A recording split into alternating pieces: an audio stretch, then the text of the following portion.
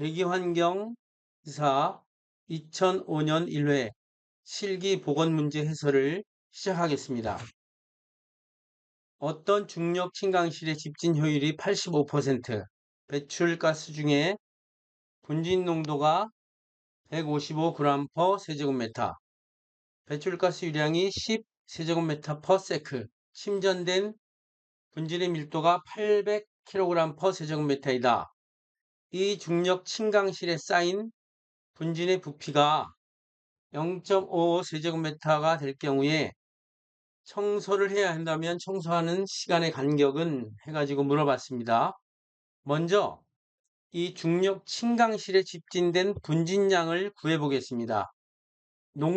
분진의 농도가 155g/세제곱미터이고 유량이 10세제곱미터인데 1세제곱미터의 그 배출가스당 155g의 분진이 있으므로 10세제곱미터/s에는 얼마가 있느냐 하고, 요거는 뭐냐면 g을 kg으로 단위 환산하는 그러한 값을 곱하고, 그리고 여기 문제에서 집진 효율이 85%라고 했습니다. 그래서 0.8을 곱하니까 집진된 분진량 전체의 양은 초당 1.32kg이 나왔습니다.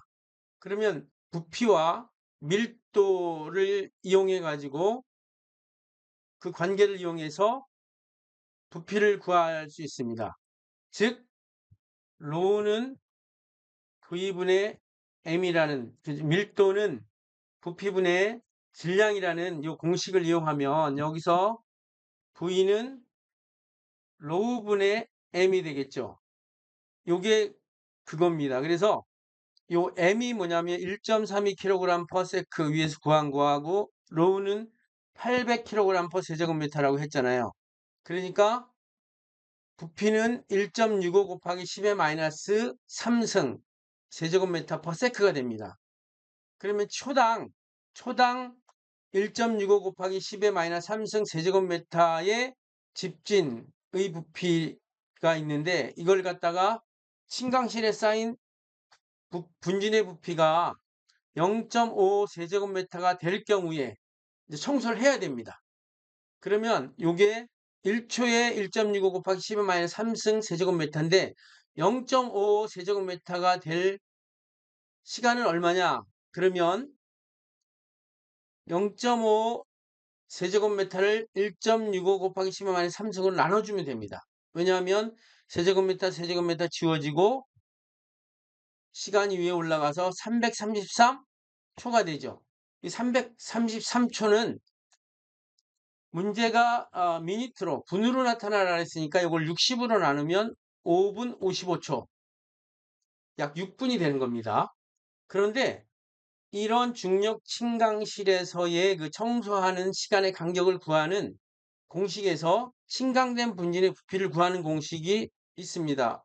위에 그 해설을 압축해서 쓰면 분진의 밀도분의 그 침강실로 들어오는 유량, 그다음에 초기 농도, 그다음에 효율, 시간, 이 m 값을 q, ci, 에타, t로 이렇게 나타나는 겁니다. 그러면 여기서 t를 갖다가 다시 구하면 로우 p 곱하기 v 나누기 q 곱하기 ci 곱하기 에타묘로 요 식을 그대로, 요 값을 그대로 대입합니다. 분진의 밀도 800, 분진의 부피 0.5, 그 다음에 침강실로 들어오는 유량 10, 초기 농도 155, 효율 0.85, 요거는 단위 환산한 것입니다. 그러면 위에서 풀이한 해설과 똑같은 5분 57초 이렇게 나오고 있습니다. 그래서 요런 그 침강실에 쌓인 분진의 부피가 있고, 그만큼 분진의 부피가 쌓일 때 청소를 하면 몇 분 만에 청소를 해야 되느냐, 이러한 문제로 해석해서 여러분들이 해결하시면 되겠습니다. 문제입니다. 굴뚝에서 배출되는 배출가스 중 다음 제시한 중금속의 원자 흡수 분간 강도법, 이걸 갖다가 우리는 AAS라고 합니다. 어토믹 옵션 스펙트로포토메터라고 해가지고 원자 흡수 분간 강도법으로 분석할 경우에 그 중금속마다의 측정하는 파장이 다릅니다. 그거는 배출가스 중 금속화합물, 즉 원자 흡수 분간 강도법으로 할 때에 중금속마다의 측정 파장과 정량 범위와 방법 검출 한계를 나타난 요 표가 있습니다. 즉 카드뮴 CD는 228.8, 그 다음에 크로뮴, 원래 이거 크롬이죠. 크롬인데 대교용 공정 기준에서는 전부 다 그 영어식으로 다 바꿨습니다. 그래서 크로 미움이 됩니다. 그래서 이 공정시험 기준에 의한 문제가 나올 때는 공정시험 기준에 나온 그 명칭 그대로 사용하기 때문에 이렇게 바꾼 겁니다. 357.9 나노메타죠. 여기 나노메타가 있기 때문에 뒤에 나노메타를 다 안 쓴 겁니다. 그 다음에 구리 CU 324.7, 니켈 232.0. 만약에 이걸 갖다 또 다른 회수차에 나오려면 뭐 납이 나올 수 있고 아연이 나올 수 있고 베릴륨이 나올 수 있으니까 요 측정 파장은 대체적으로 좀 외워두시는 것이 좋겠습니다. 다음 문제입니다. 굴뚝에서 배출되는 200도씨 배출가스로부터 A 물질이 400mg/ 세제곱미터, 이때의 실측 산소 농도가 11%로 배출되고 있습니다. A 물질의 배출 허용 기준이 60mg/s 세제곱미터, 이때의 표준 산소 농도는 4% 기준일 때 배출 허용 기준을 만족시키기 위한 최소 집진율은 몇 %냐, 이걸 물어보는 것입니다. 먼저 이 문제를 풀기 전에 한 가지 말씀드릴 것은 뭐냐면 A 물질의 실측 산소 농도가 11%고 표준 산소 농도가 4%이면 원래 표준 산소 농도가 그 법에는 4%라 기준이 되어 있는데 실측 산소 농도가 11%로 되어 있으면 처리하는 그러한 장치에 공기가 새어 들어갔다는 것을 의미합니다. 이거 지금 대기 문제인데 수질과 비교를 해보면 처리 장치를 통과한 물을 방류수로 내보내는데 그때 만약에 어떤 환경기사가 깨끗한 물을 섞어서 내보낸다고 생각하면 깨끗한 물을 섞을 때의 그 오염물질 농도는 희석이 됩니다. 그런 것처럼 공기도 표준 산소 농도가 4%인데 실측 산소 농도가 11%라 그러면 깨끗한 공기를 섞어서 배출하는 거랑 마찬가지입니다.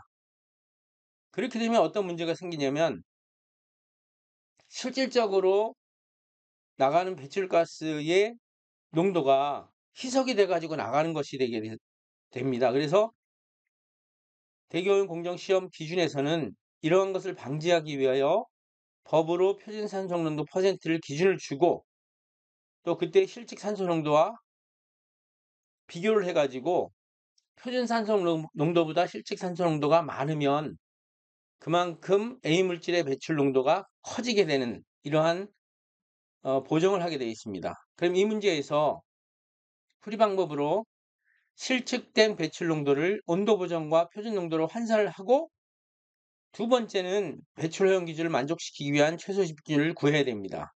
먼저 실측된 배출 농도를 온도 보정을 먼저 해보겠습니다. 400mg/s 세제곱미터에다가 273 플러스 200을 갖다 곱하면 693.04s 세제곱미터가 됩니다. 이걸 왜 200을 분자에 곱했느냐? 원래 200도씨에서는 400mg/s 세제곱미터라고 그랬잖아요. 그런데 분모의 부피를 S 세제곱미터, 즉 0도씨로 환산을 하면 분자의 요 배출 물질의 질량은 변하지 않는데 분모의 배출 가스의 부피가 줄어들게 됩니다. 그러면 크게 농도가 측정이 되죠. 그래서 200을 위에다 곱하니까 693.04mg/s 세제곱미터가 돼 있고 이 693.04mg/s 세제곱미터를 또 표준 농도로 환산하게 됩니다. 그래서 21-4 나누기 21-11 이렇게 하게 되면 이 693.04 값이 커지게 됩니다. 얼마큼 커지게 되냐면 계산하면 1178.17mg/s 세제곱미터로 커지게 됩니다. 그러면 원래 A물질의 배출 허용 기준 60이라고 그랬죠. 그래서 효율을 구할 때는 1 처음에 발생한 오염물질 농도분의 배출되는 오염물질 농도 곱하기 100입니다. 그래서 위에서 계산한 1178.17분의 60을 갖다가 1에서 빼주게 되고 퍼센트로 하기 위해서 100을 곱하니까 최소 집진율이 94.91, 즉 배출 허용 기준을 만족시키기 위한 최소 집진율은 94.91%가 나오고 있습니다. 다음 문제입니다. 실내공기질 관리법상 건축자재의 폼알데하이드 HCHO죠.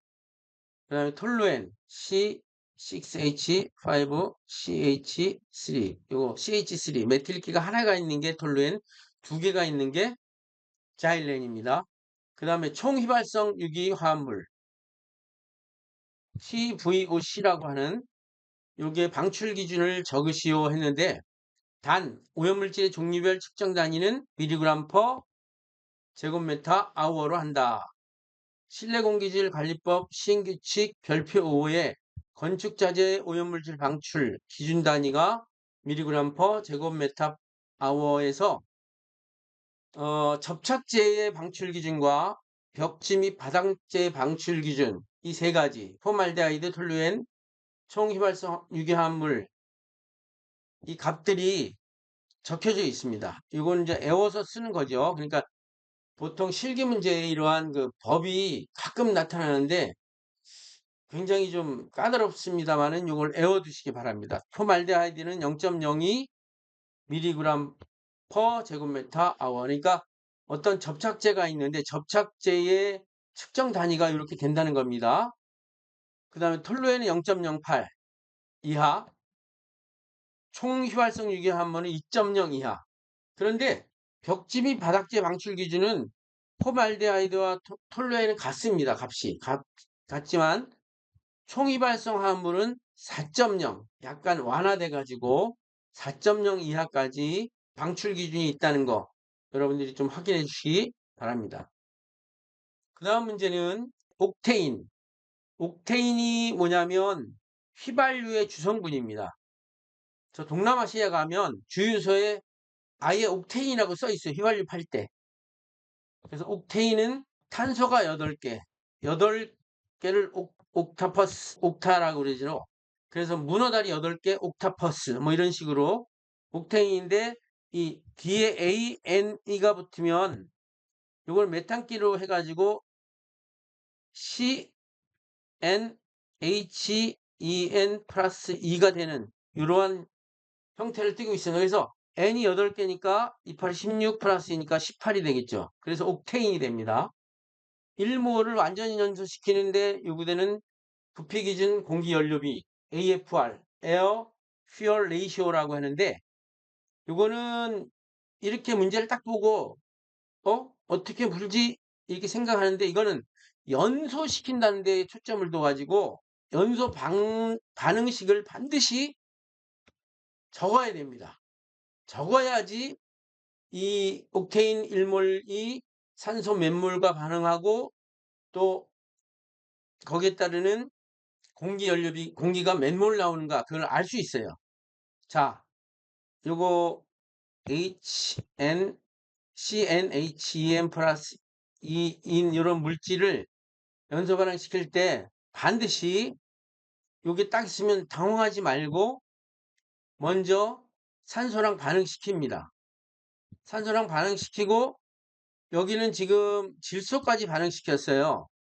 공기의 몰수를 확실히 하기 위해서 질소까지 반응시키는데 실질적으로 질소까지 반응시키지 않고도 풀 수 있는 또 방법이 있습니다. 일단 산소하면 무조건 여기는 완전 연소가 되면 CO2, H2O가 막 나오게 되십니다. 이렇게 쓰시고 그 다음에 뭐냐면 1번에 C의 개수를 맞춥니다. 오른쪽 반응 물질 그 다음에 반응하는 물질의 산소 개수를 구하면 요거 N이죠. N. C의 개수를 구하면 여기는 n이 되죠. n 해서 하면 C의 n이 똑같잖아요. 그쵸? 그 다음에 두 번째는 H, 수소의 개수를 맞춥니다. 수소의 개수를 맞추는데 여기서 보면 자, n은 요거 옥테인은 8이죠. 수소의 개수는 18이죠. 18인데 여기 H가 두 개가 있잖아요. 두 개. 그러면 어떻게 되겠어요? 18을 2로 나누면 9가 되죠. 그리고 2, 9, 18 되잖아요. 그럼 H가 맞았죠. 그 다음에 세 번째 이제 산소의 수를 맞춥니다. 자, 산소의 수는 반응된 물질의 산소의 수를 계산해서 반응 전의 물질의 산소의 수와 맞춰주면 됩니다. 자, 여기 보면 산소가 16개죠. 그 다음에 산소가 9개죠. 그러면 요거 두 개 합치면 어떻게 돼요? 25개죠. 25개인데 여기 25개인데 2가 여기 있잖아요. 그러면 25개를 2로 나눠주면 12.5가 되죠. 그래서 이게 12.5, 이게 8이고 이게 16일 때, 18일 때 이게 12.5, 그 다음에 이게 8, 9 이렇게 되죠. 그러면 질소의 몰까지 아예 집어넣습니다. 질소는 들어간 거가 똑같이 나옵니다. 질소는 반응하지 않아요. 자, 그러면 질소는 산소의 몇 배죠? 3.76배죠. 왜 3.76이냐? 이것도 여러분 알아주시면 좋은데 공기 중에 산소는 21%가 있고요. 부피비로 해서 질소는 79%가 있다고 생각하면 돼요. 그러면 79를 21로 나누면 3.76배의 질소가 산소보다 3.76배 많다는 걸 알 수 있어요. 그래서 3.76배를 곱한 거예요. 그래서 이제 부피 기준으로 하면 밑에 분모는 연료의 몰수 1몰이죠. 이게 1몰이잖아요. 1몰. 그 다음에 공기의 몰수가 분자예요. 근데 공기는 어떻게 되겠어요? 산소의 몰수와 질소의 몰수를 더한 거죠. 그러면 봅시다. 12.5에다가 요거 12.5 플러스 12.5 곱하기 3.76이니까 12.5가 공통으로 나오고 1 플러스 3.76이 됐죠. 아예 이걸 그대로 써줘도 되는데 그러면 요거 계산하면 59.5몰이 됩니다. 그런데 아까처럼 만약에 질소를 하지 않았을 때 12.5만큼의 산소가 있잖아요. 그러면 산소는 공기 중에 몇 퍼센트가 있어요? 0.1%가 있죠. 그럼 12.5를 갖다가 0.21로 나누면 59.5가 됩니다. 이 값이나 이 값이 같잖아요. 그렇죠? 여러분이 확실히 알아야 되는 건 이러한 그 공기 연료비를 구하기 위해서는 반드시 연소 반응식을 제대로 세워야 된다. 이 굉장히 중요한 내용입니다. 그래서 여러분들이 이 연소 반응식이 세우지 못하면 이 문제 자체를 풀 수가 없다는 거 꼭 기억하시기 바랍니다. 다음 문제도 연소에 관련된 계산 문제인데요. 석탄을 원소 분석한 결과 탄소가 석탄 중에 72.3, 수소가 5.8, 질소가 1.3, 황이 0.5, 산소가 14.9, 그 다음에 타지 않는 재가 5.2%였다. 여기서 타는 거는 CH, N, S 이 정도죠. 이 석탄 1kg을 연소할 경우에 연소가스 중 3%의 산소를 함유한다. 이때 건연소가스는 드라이 연소지요. 그래서 GD라고 하는데 건연소가스 중에 아황산가스의 농도가 몇 ppm이냐 물어봤습니다. 이런 문제 아주 연소 문제에서는 단골로 나오는 문제입니다. 먼저 이러한 석탄 원소 분석한 그 결과가 나오면 거기에 따르는 이론 공기량을 구해야 됩니다. 이론 공기량은 어떻게 되냐면 0.21분의 1.867C 탄소 타지요. 그 다음에 5.6 H-8분의 산소 그 다음에 0.7S 이렇게 구합니다. 자, 그러면 여기 1.867C는 72.3% 있다 그랬죠. 그 다음에 5.6에서 수소가 0.058. 요거 다 소점으로 바꿔야 됩니다. 8분의 산소가 14.9니까 0.419. 그 다음에 0.7에다가 황이 0.005가 있죠. 요걸 다 계산하면 석탄 1kg이 연소하는데 필요한 공기력, 이론 공기량은 7.49 S 세제곱미터가 됩니다. 일단 구하고, 자, 그 다음 문항을 보면 연소가스 중에 3%의 산소를 함유하고 있다 그랬잖아요. 요걸 이용해서 공기비를 구할 수 있습니다. 공기비를 M이라고 하고, 산소만 있는 경우에는 21 마이너스 산소, 그 배출가스, 연소가스 중에 산소 퍼센테이지 분의 21입니다. 자, 이렇게 해서 구하니까 연소를 할 경우에 공기비가 1.17이 나왔습니다.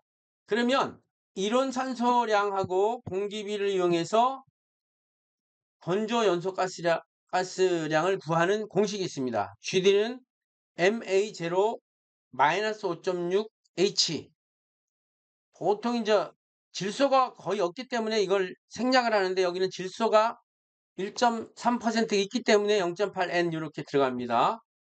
요게 이제 습연소 가스량은 요거랑 거의 똑같은데 뭐냐면 습연소 가스량은 GW라고 하죠. 요거는 MAO, 요거는 건조연소 가스는 마이너스 5.6H였었는데 습연소량은 플러스로 고치면 됩니다. 그러니까 하나만 잘 외워두시면 건조연소 가스량을 구하는 공식 알 수 있습니다. 자, 공기비 1.17 구했죠. 그 다음에 이론공기량 7.49 구했죠.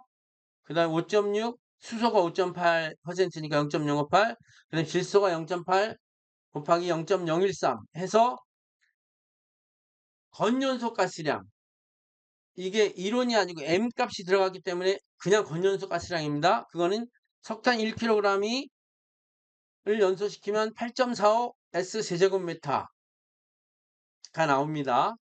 그런데 문제는 뭐예요? 건연소 가스 중에 SO2를 구하라 했죠. 그래서 건연소 가스 분의 SO2는 S만 타면 되죠. 그래서 0.7S예요. 0.7S 곱하기 100을 하면 요거 퍼센테이지 나오고요. 10의 6승을 곱하면 ppm이 나옵니다. 그래서 10의 6승을 지금 ppm으로 구하라 했으니까 10의 6승을 곱해니까 414.2 ppm이 나왔습니다. 자, 그러면 여기서 여러분들이 꼭 알아둬야 될 게 뭐냐면 왜 1.867, 그 다음에 5.6, 그 다음에 뭐 0.7이 나왔나? 이거는 여러분들 보세요. C가 타면 CO2죠. 그러면 요거 12가 타고 요거 22.4잖아요. 그러면 22.4를 1이면 X죠. 그러면 요거 22.4를 12로 나누면 1.867이 된다는 의미예요. 그 다음에 수소는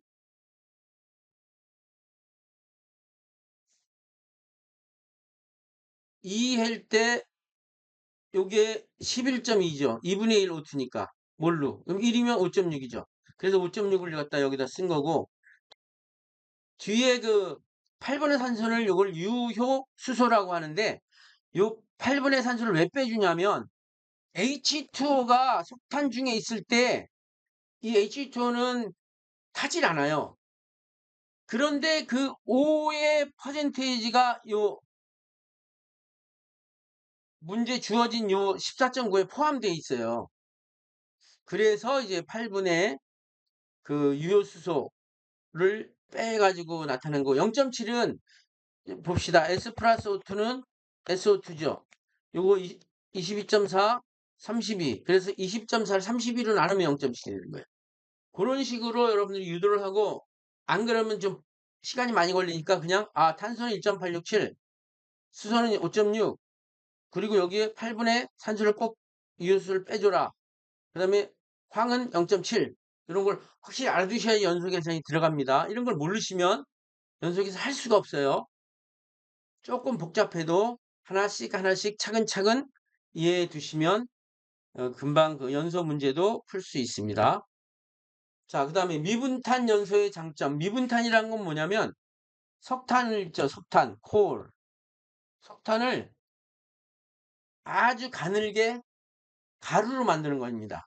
어떤 만큼의 가루를 만드냐면 150 메시의 그러니까 1인치 1인치를 150등분, 가로 150등분, 세로 150등분 하는 요 등분이 150등분입니다. 1인치를. 그럼 아주 미세한 구멍이 되겠죠. 거기를 통과하는 크기의 석탄, 그걸 미분탄, 아주 가는 알갱이의 석탄이다. 그래서 미분탄이라고 하고요. 연소를 할 때의 장점을 갖다가 네 가지를 쓰라 그랬는데 보통 요런 150m를 메쉬를 통과한 그러한 크기는 보통 70 마이크로메타 정도 돼요. 입경이. 그래서 미분탄의 연소의 장점은 적은 공기량으로 완전 연소 가능해요. 석탄 알갱이 그냥 태우는 것보다 적은 공기량으로 완전 연소 가능하고 연소 조절 및 점화, 소화가 쉬워요. 왜냐하면 아주 미세한 가루를 갖다가 태우기 때문에 그래요. 세 번째는 대용량 연소 시설이나 혈액발전소에서 이 미분탄을 많이 사용하고 있습니다. 그리고 네 번째, 사용 연료의 범위가 넓고 스토커라는 건 뭐냐면 난로라고 생각하면 되죠.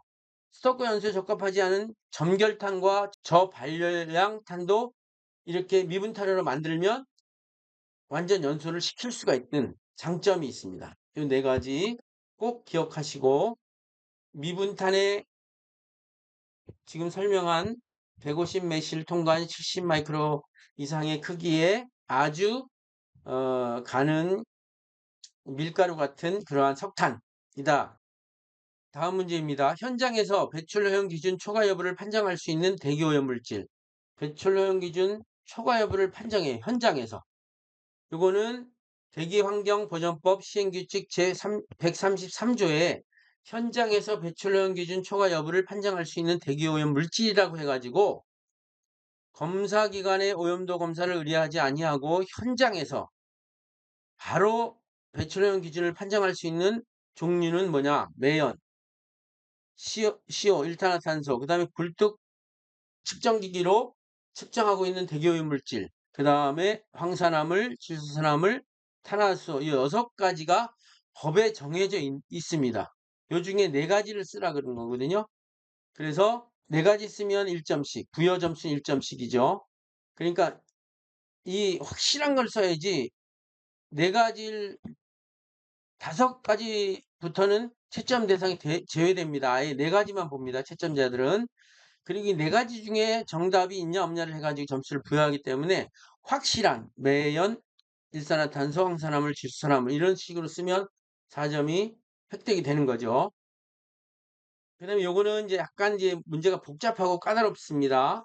대기가 안정되어 있거나 거의 중립에 가까운 상태일 경우에 다음 주어진 조건 하에서 유효 굴뚝 높이, 굴뚝의 유효 높이는 몇 메타인가 조건으로 아주 친절하게 상승 높이 제한, 이제 굴뚝이 이렇게 있잖아요. 굴뚝이 이렇게 쓰면 여기서 이제 통풍력과 굴뚝 온도 때문에 어느 정도 상승해가지고 연기가 퍼져요. 요 상승되는 높이를 델타 H라고 하고 이 굴뚝의 높이를 실제 높이를 HS라 그러면 요거 2개 더하면 유효 굴뚝 높이가 됩니다. 자, 요 상승하는 높이는 안정도 매개 변수 S에다가 풍속을 곱해서 F 곱하기 3분의 1승 곱하기 202.3 메타이고 S는 안정도 매개 변수로서 S의 공식이 또 나와 있습니다. 그리고 F는 부력 매개 변수로 부력은 열부력입니다. 그 배출가스 온도가 굉장히 높으니까 그거는 F는 다음 식으로 나타낸다. 공식 다 줬어요. 공식 다 주었습니다. 이 S와 F 값을 구해서 이 델타 H에다 대입하면 됩니다. 조건이 이렇습니다. 안정때 대기 조건은 안정이고 굴뚝 높이는 100m이고 굴뚝이 내경이 3m이고 이 굴뚝에서 빠져나가는 배출 속도가 10m/s이고 그 다음 배출가스 온도가 150도씨고 바깥의 기온이 0도씨이고 환경감률은 100m 올라갈 때면 0.2도씩 낮아지고 그 다음에 굴뚝 높이에서의 풍속이 5m/s입니다. 자, 먼저 S를 구해 보겠습니다. S는 Tg분의 dt 나누기 gz 플러스 100분의 1도씨 이니까 G는 9.8 중력가속도입니다. T는 절대온도입니다. 외기의 절대온도, 즉 외기의 절대온도는 273 플러스 10이고요. 그 다음에 dt 나누기 dz가 어떻게 되냐면 100m 올 때가 여기 환경 감률인데 100m 올라갈 때마다 0.2도씩 감소가 되죠. 그 다음에 100분의 1 그대로고요. 요거 계산하면 4.16 곱하기 10의 마이너스 4승이 됩니다.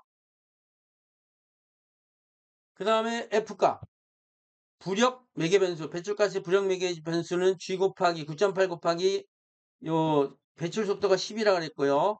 그 다음에 굴뚝의 그 직경이 3m라 그랬으니까 3 대입하고 요 TS, TA 이거 전부 다 뭡니까? 절대 온도로 대입하면 됩니다. 200도씨니까 273에서 지금 온도가 몇 도라 그랬죠? 150이니까 더하면 423. 그 다음에 외기 온도입니다. TA는 283, 283 대입하니까 외기 변수는 109.08입니다. 그걸 갖다가 H에다 대입해요. 그대로. H에다 그대로 대입하니까 이 5는 풍속이죠. 풍속. 86.09m입니다. 그러니까 여기서 올라가는 열부력과 토출 속도 때문에 올라가는 이 델타 S, 델타 H 값 연기 상승 높이가 86.09m예요. 그러면 유효 굴뚝 높이는 원래의 그 굴뚝의 높이 100에다가 86.09를 더하니까 186.09m. 실질적인 굴뚝은 100m지만 이 구형 매개 변수하고 안정도 매개 변수가 합쳐지니까 굴뚝의 실질적인 연기가 나가는 높이는 186.09m가 된다는 의미입니다. 이거 굉장히 그 미기상의 중요한 그러한 문제 중에 하나니까 잘 풀이하시고 이해를 하시기 바랍니다. 어떤 원통형 백필터가 있는데 이 원통형 백필터라고 하면 저기 여과 집진장치라고 생각하시면 됩니다. 직경이 220mm, 유효 높이가 2.5m이다. 백필터 입구에서 배출가스량 360 세제곱미터 per 미니트, 분진 농도가 6g per 세제곱미터인 함진가스를 여과속도 1.5m per sec로 처리할 경우에 소요되는 백필터의 개수는 자 이런 그 백필터의 이 거푸집 안에 백필터가 여러 개가 들어가 있습니다. 여러 개가 들어가 있어 가지고 그 필터에 함진가스가 흐르면서 필터에 쌓이게 됩니다. 그래서 어느 정도 쌓이면 털어내고 그래서 탈착 장치도 있고 그러는데 주어진 함정 농도를 처리할 백필터의 면적은 어떻게 되냐면 백필터 면적은 필터를 통과하는 속도 거기 1.5 cm per sec라 그랬죠. 그리고 그 원래 면적은 속도분의 양이죠. 유량.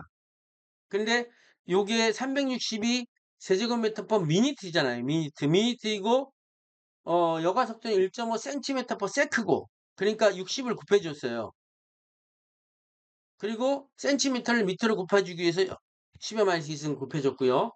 그리고 분의 360 하니까 실질적으로 이 모든 백필터의 전체 면적이 400제곱미터예요. 그런데 몇 개가 필요하냐 그러니까 한 개당 유효 여과 면적을 먼저 구해야 돼요. 한 개당 유효 여과 면적을 그 한 개당이니까 스몰 a라고 써가지고 자 이렇게 생긴 백필터라고 이 반대로 이렇게 생겼어도 돼요.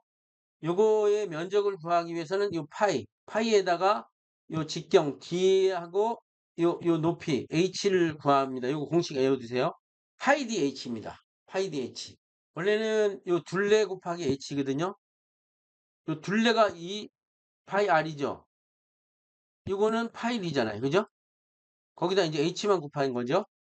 그러면 3.14 곱하기 D가 어떻게 되겠어요? 220ml니까 미터로 고치면 0.220 곱하기 높이 2.5m. 그러니까 한 개의 유호 요가 면적은 1.2727 제곱미터예요. 그럼 백필터의 개수는 어떻게 냐면 그 한 개의 면적분의 전체 면적이죠.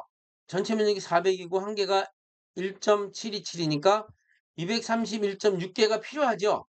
그런데 이 백필터를 사람처럼 자르거나 이렇게 해서 사용할 수는 없고 수점만 무조건 이게 1일에도 하나를 더 추가해야 돼요.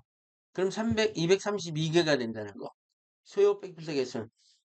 간혹 131.6개라고 하는데 이게 이런 거는 그 엄격하게 채점을 하면 틀렸다고 할 수 있어요. 왜냐하면 이 백필터가 하나의 물건으로 이렇게 나오고 그 물건을 자를 수가 없어요. 자르면 그 백필터 효로서 존재 가치가 없기 때문에 그래서 항상 백필터 개수를 구할 때는 소주점이 231.01이 나와도 이만큼 나와도 하나를 더 추가해서 정수로 232개 그리고 정수 나타내 준 분들은 꼭 기억하시고 이거 잊지 마세요. 이런 그 백필터 개수를 구하는 문제도 많이 나오고 있습니다. 단면이 정사각형인 굴뚝, 단면이 정사각형이네 굴뚝이 동그란 게 아니라 이걸 등면적 같은 면적으로 4등분 했답니다. 먼지 농도를 측정했는데 이 측정하는 그 어떤 위치에서의 그 면적을 의미하는 거죠. 4등분할 먼지 농도 측정했더니 4등분했으니까 먼지 농도가 4개고 거기에 흐르는 유속이 다 틀리겠죠.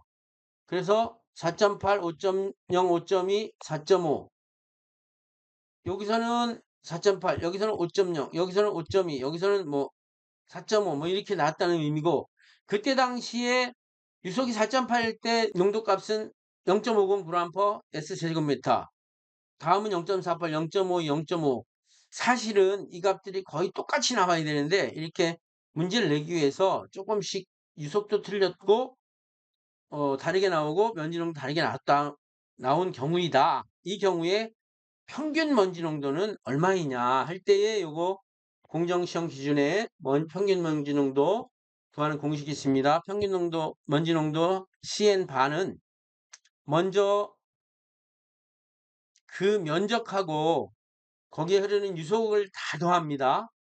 그리고 분모에는 거기 외에 각각에 나오는 농도까지 다 곱합니다. 이렇게 해서 처음에 0.5, 0.5, 4.8, 그 다음에 0.48, 5.0 이렇게 해서 다 이게 했죠. 그리고 A는 다 뺐습니다. 왜냐하면 등면적이라고 했잖아요. 등면적이니까 똑같은 면적이기 때문에 요 A1, A2, AN 요런 A는 다 분자, 분모에서 다 뺐습니다. 그리고 여기는 이제 속도만 나타냈고 이거는 농도하고 속도, 유속만 나타내 가지고 하니까 평균 먼지 농도는 0.51g/s 세제곱미터다. 이렇게 나타났습니다. 이것도 간단한 문제지만 잘 확인해 주시기 바랍니다. 이것도 이제 그 여과 집진 장치에 그 원통형 백필터 15개를 사용하는 여과 집진 장치에서 입구 CI가 10g/s 세제곱미터. 근데 함진가스를 95% 효율로 처리하고 있는데 해는 과정에서 백필터 한 개가 구멍이 났어요. 그리고 그 가스량, 처리가스량의 30%가 그대로 통과되어 버렸어요. 그럴 경우에 분진 농도는 이런 그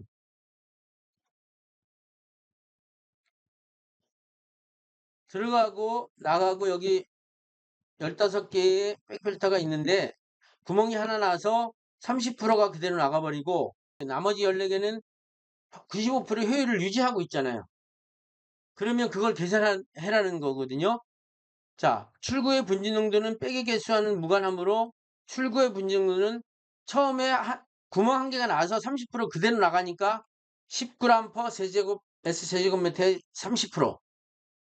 그 다음에 요거는 뭐냐면 나머지 30%가 나갔으면 70%는 어떻게 되겠어요? 70%는 효율이 있는 거죠. 그쵸? 그 70%의 효율이 95%니까 나가는 거니까 5%만 나가는 거죠. 그래서 0.05 곱하고 10을 곱해서 출구의 분지 농도를 구하면 배출가스 S 세제곱미터에 포함된 먼지의 양은 3.35g이다. 이렇게 이제 얘기할 수 있습니다. 이렇게 이제 가동 중에 한 개가 구멍이 나서 뭐 이런 식으로 해서 수치 바꿔가지고 문제가 잘 나오니까 꼭 기억하시기 바랍니다. 평판형 전기 집진 장치의 집진 성능 효율 향상 방법 6가지. 전기 집진 장치 시험은 잘 나오고 있는데 전기 집진 장치에 판으로 돼 있는 게 있고 원형으로 돼 있는데 이 판과 판 사이에는 뭐가 있죠? 방전극이 있고 이 판이 집진극입니다.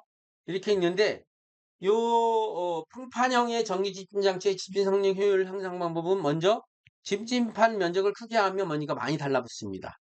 그 다음 배출가스 유량을 적게 하면 그 속에 있는 함진가스를 많이 또 집진할 수가 있고요. 집진판의 높이와 길이비를 일보다 크게 한다. 높이와 길이비를 일보다 크게 하면 그만큼 면적이 또 넓어져 가지고 되고 그다음 겉보기 전기저항 이걸 비저항이라고도 합니다. 굉장히 전기 집진장의 비저항이 굉장히 중요한데 이 수치도 반드시 알아두시기 바랍니다. 10의 4승에서 10의 11승 5cm로 맞춰준다. 만약에 10의 4승보다 적으면 재비산이 일어나고 10의 11승보다 크면 역전리가 일어납니다. 역전리가 일어나면 지침판에 먼지가 달라붙지 않게 돼요. 그리고 효율이 허락되는 범위 내에서 겉보기 이동 속도를 빠르게 한다. 그래야지 집진 성능의 효율이 향상이 되고요. 방전극의 단선 방지를 위해 진동에 대한 강도와 충격에 유의하며 방전극의 길이는 최대한 길고 가늘게 한다. 사실 요 말만 써도 돼요. 방전극은 최대한 길고 가늘게 할수록 집진 성능이 좋아진다. 여섯 가지 굉장히 중요한 효율 향상 방법이라는 거 알아두시기 바랍니다. 대지역에서 주로 일어나는 열섬 효과에 대해서 간단히 쓰고 영향을 주는 인자 3가지를 쓰라 그랬습니다. 열섬 효과라는 건 히트 아일랜드라고 해가지고 이게 도시가 있고 주변에 지역이 있다 그러면 도시는 어떻게 되겠어요?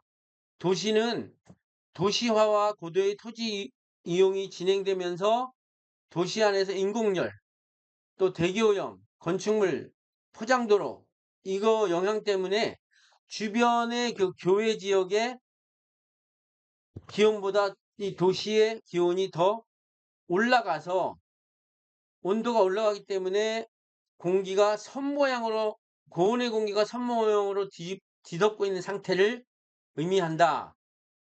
그래서 일반적으로 도시와 주변 지역 사이 온도차는 낮보다는 밤에 더 크고 그 다음에 여름보다는 겨울이 더 크게 나타나며 바람이 약할 때 가장 두드러지는 경향을 띠고 있습니다. 그래서 쉽게 얘기하면 도시의 그 인구가 많고 도시화가 되고 고대 토지 이용으로 대기오염 많고 건축물 많고 도로 포장이 많기 때문에 도시 온도가 주변 교외보다 공기 온도가 높은 상태를 열섬 효과라고 하고 거기에 따른 영향을 주는 인자는 공장의 매연이나 자동차 배출가스, 냉난방 기계 사용에 의한 인공열 발산, 아스팔트나 콘크리트 면적 확대로 인한 지표면의 온도 효과, 녹지 면적의 축소, 그다음에 공기 흐름을 방해하는 도심지 내부에 수직적으로 들어선 대형 건물 및 빌딩과 불규칙한 지면 이런 것들이 그 열섬 효과에 영향을 주는 인자가 되겠습니다. 이 4가지 중에 3가지를 쓰면 되겠죠. 흡착법으로 대기오염 유해 가스성 물질 처리하고자 할 때 흡착제의 구비 조건. 보통 흡착제 가장 많이 쓰는 게 뭐예요? 활성탄이죠. 그 다음에 실리카 젤이죠. 원래 예전에는 실리카 겔이라고 했는데 영어 표시를 하니까 실리카 젤로 바꿨습니다. 그 다음에 이제 여러 가지 뭐 소다, 라임 이런 여러 가지가 있긴 하지만 이런 걸 흡착제라고 하는데 구비 조건은 일단 흡착하는 율이 우수해야 된다. 흡착률이 우수해야 된다. 재생이 용이해야 된다. 흡착 물질의 회수가 용이해야 된다. 어느 정도 강도와 경도가 있어야 된다. 온도, 가스 조성에 대한 고려를 해야 된다.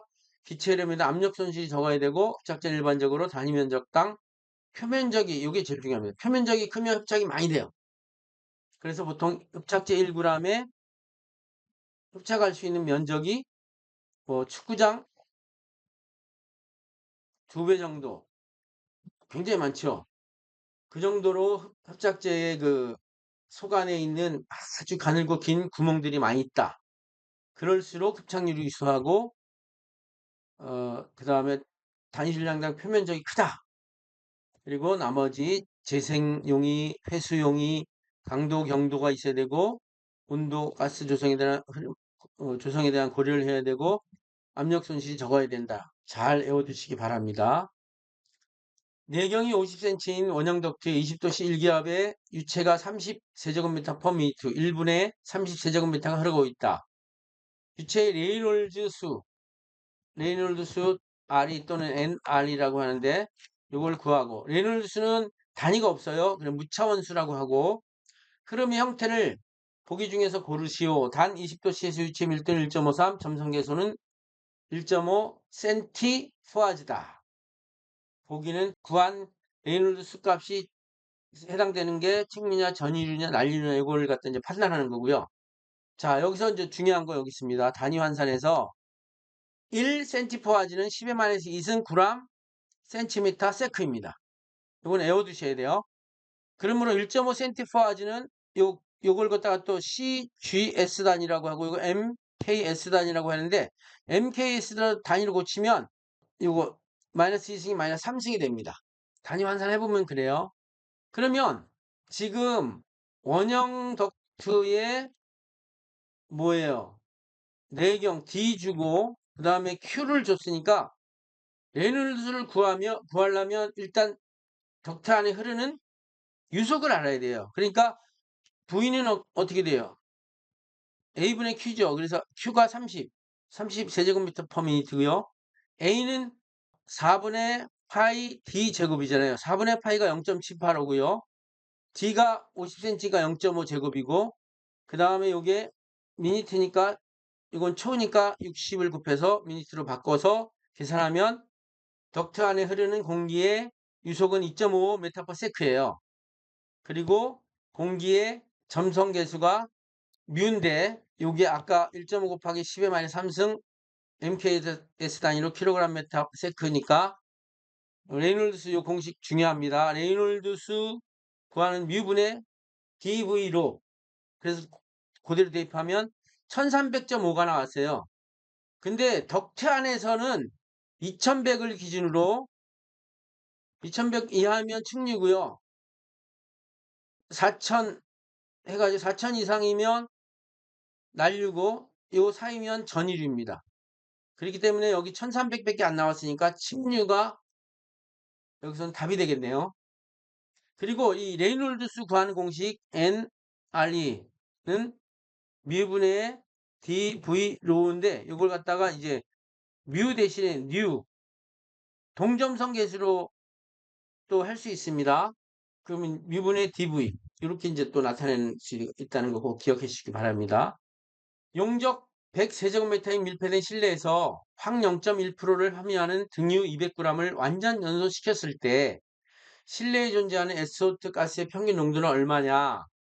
그 등유 200 중에 0.1%만 황이 있어요. 그래서 황이 타야지 SO2가 되거든요. 황이 타야지 SO2가 돼요. 원래 황의 원자량은 32가 SO2 1몰이 22.4 세제곱미터죠. 그죠? 32kg이. 그런데 0.1%가 0.001이죠. 그리고 200g의 X. 그러면 여기 X 값을 구하면 여기 g이니까 리터로 나타냅니다. 리터. 그래서 이걸 갖다 다시 단위 환산해가지고 S 세제곱미터로 바꿔줬어요. 10의 마이너스 3승을 곱하니까. 그 ppm, 그러니까 SO2가 여기서 X라는 게 SO2의 양이에요. 1.4 곱하기 10의 마이너스 4승에서 10의 6승을 곱해야지 ppm이 나타나거든요.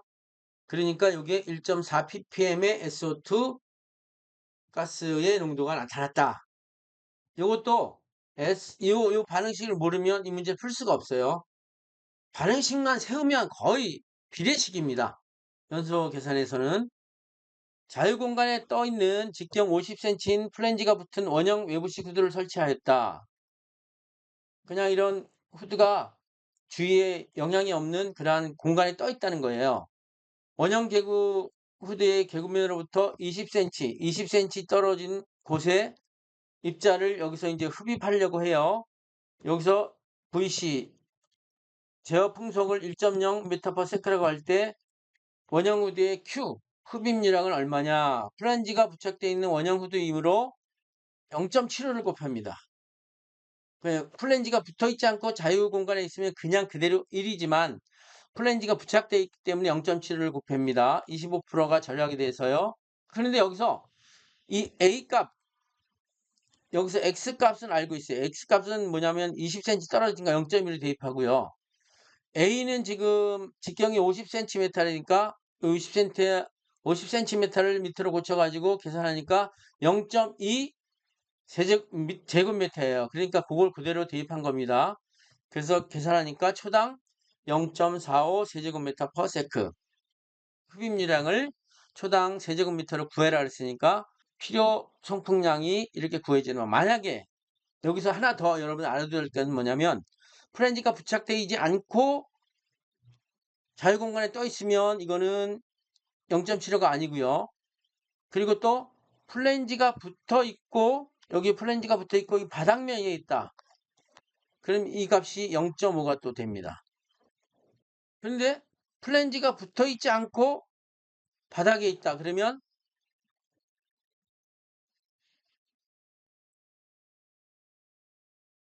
요 똑같고 요 값이 10이 아니라 5가 됩니다. 이런 식으로 필요성풍량 구하는 그러한 외부식 후드의 필요성풍량을 구하는 식익들이 있으니까 잘 좀 알아두시고 확실히 암기해 주시면 감사하겠습니다. 염소가스는 CL2가 되는 거죠. 농도, 부피 기준으로 0.5%의 어떤 배출가스 5,000 S세제곱미터 per hour를 수산화칼슘 현타객, 수산화칼슘 현타객은 CaOH2라고 반드시 알아야 됩니다. 수산화칼슘 현타객으로 세정 처리해서 배출가스 중 염소를 제거하려고 할 경우 이론적으로 필요한 수산화칼슘 양은 몇 킬로그램 퍼 시간당 몇 킬로그램이냐? 단 반응식을 반드시 반응식을 표기하고 문제를 풀어야 하는데 왜냐하면 반응식을 표기 안 하면 문제가 풀 수가 없고 이 문제를 출제한 분의 의도는 뭐냐면 반응식을 아느냐 모르느냐를 갖다 물어보는 거거든요. 먼저 배출가스 중에 염소가스의 부피를 갖다가 계산하면 배출가스 5천에 0.5%니까 25예요. 반응식이 이겁니다. 이거 외워두시기 바랍니다. ECl2 플러스 ECaOH2는 CaCl2 플러스 CaOCl2 플러스 EH2. 자, 이 뒤 건 상관이 없고 얘하고의 반응이죠. 2 곱하기 22.4, 2 곱하기 요거 칼슘량이 킬로그램이고 g으로 나타나니까 분자량 그대로 74. 그 다음에 위에서 25면 X죠. X를 구하면 수산화칼슘량은 시간당 82.59kg이 되겠습니다. 이러한 그 유해가스 처리에서 이런 문제 잘 나오니까 여러분들 이 반응식 중요하다는 거. 그래서 유해가스 처리에서 반응식이 몇 가지가 있는데 한 많아봤자 15가지가 되는데 그걸 완벽하게 외우는 게 굉장히 중요합니다. 그래야지 계산 문제를 확실하게 풀 수가 있습니다. 다음 문제입니다. 흡수탑에서 배출가스 중 아황산가스를 깨끗한 물로 흡수하고자 한다. 이 아황산가스가 SO2죠. 배출가스의 유량이 100세제곱미터 per minute, 온도가 200도씨이고 유입 지점의 아황산가스 농도는 1000ppm이다. 액가스비를 8리터 per 세제곱미터로 하고 아황산가스 처리효율을 80%로 했을 때에 처리수 중 배출되는 아황산가스 농도는 몇 미리그램 per 리터인가? 단 표준 상태를 기준으로 한다 해가지고 이 아황산가스가 SO2고 주어진 여러 가지 조건을 가지고 구하라 그랬습니다. 그러면 처리수 중에 아황산가스 농도를 구하는 식은 미리그램 퍼 리터는 처리수 리터 1리터 중에 아황산가스가 몇 미리그램 포함되어 있냐 하면 SO2가 1000ppm으로 포함되어 있다면 요거를 대기에서는 1000ml per 세제곱미터로 똑같은 단위입니다. 환산을 해야지 이게 문제가 풀이가 됩니다. 그래서 분모에 1000ml per 세제곱미터. 그리고 아황산가스 분자량 64고요. 요거 1mm몰이 22.4 ml에 해당되죠. 그래서 22.4ml 분의 64mg으로 되어 있습니다. 그래서 요 1000ml와 요 ml 단위를 맞춰주기 위해서 미리몰로 환산해 가지고 하는 것입니다. 그 다음에 273 나누기 273 플러스 200은 뭐냐면 온도 보정을 한 것입니다. 그리고 0.8을 곱했습니다. 처리효율이 80%니까. 그리고 처리수는 1세제곱미터당 8리터라고 했으니까 이 문제를 풀어보면 처리수 중에 배출되는 아황산가스 농도는 164.90mg/L가 되겠습니다.